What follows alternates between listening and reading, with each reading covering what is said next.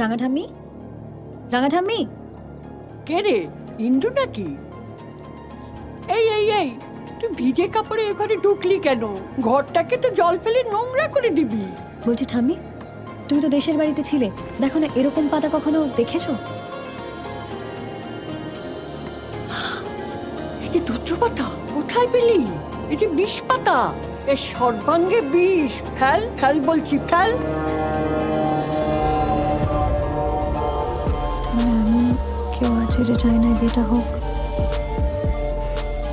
নইলে তত্ত্বে বিষ পাতা কেন পাঠাবে? কিছু বললি?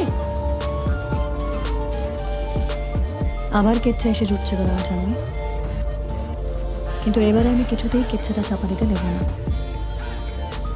বুঝলে?